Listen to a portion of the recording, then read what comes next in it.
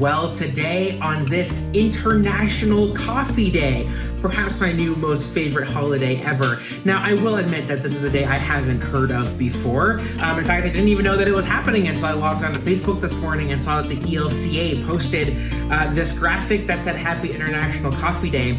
And it got me thinking a little bit about this drink that us Lutherans typically love so much. And so I have a little bit of trivia for you this morning.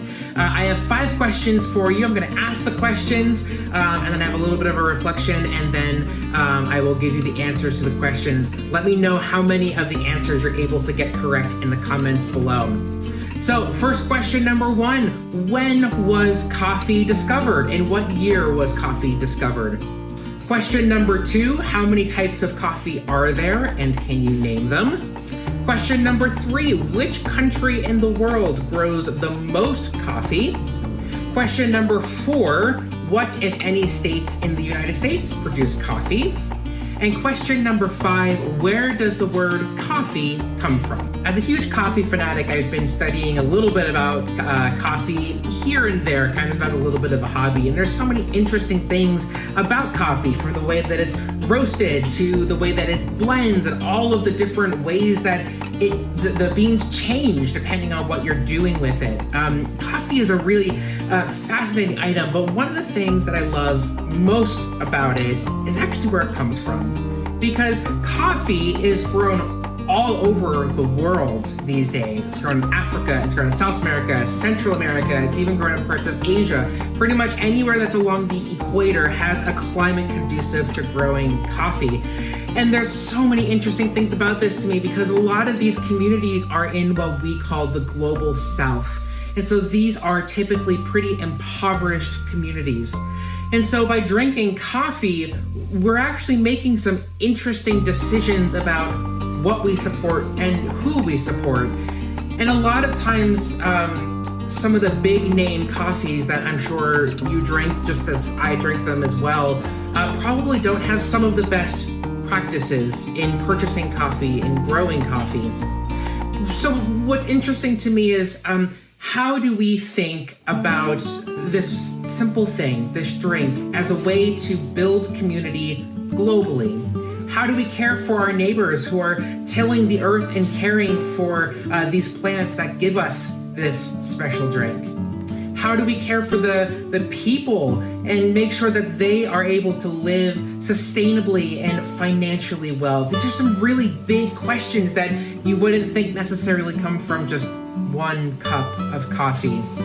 So my thought today is thinking about all of the people that care for us in interesting ways, by growing, by caring for the earth, by caring for the plants, by providing things for us like coffee, but also how do we then care for them, making sure that they're financially sustainable and that they're that we're drinking coffee from places that are truly caring for the earth. These are big questions to ask. So that's just a little bit what I'm thinking about today on this International Coffee Day.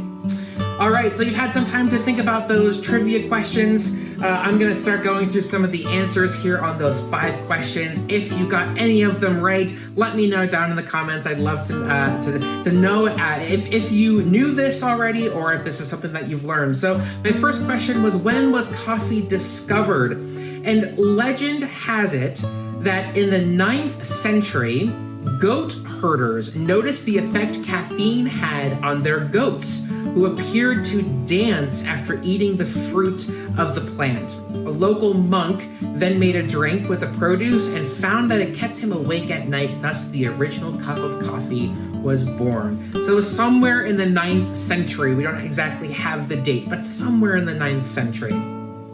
What were the the different types of coffee? I just gave it away. There are 2 main types of coffee, and those are called Arabica and Robusta. Now, of course, I'm sure you've heard of the Arabica coffee. That's the pretty popular coffee. That's basically what all coffee that we drink, that's a species of all the coffee that we drink. The Robusta is much less popular and has a slightly more bitter taste, but does contain more caffeine. So if you're really looking for that jolt of energy in the morning, then you can go find some Robusta coffee. And which country in the world grows the most coffee? That would be Brazil. According to the International Coffee Organization, today, Brazil produces about a third of the world's entire supply of coffee. And if there are any, which states produce coffee? You might be surprised to know that there are actually 2 states that produce coffee in the United States. The biggest one is going to be Hawaii. They produce the Kona coffee, but California is also looking into getting into the coffee game as well.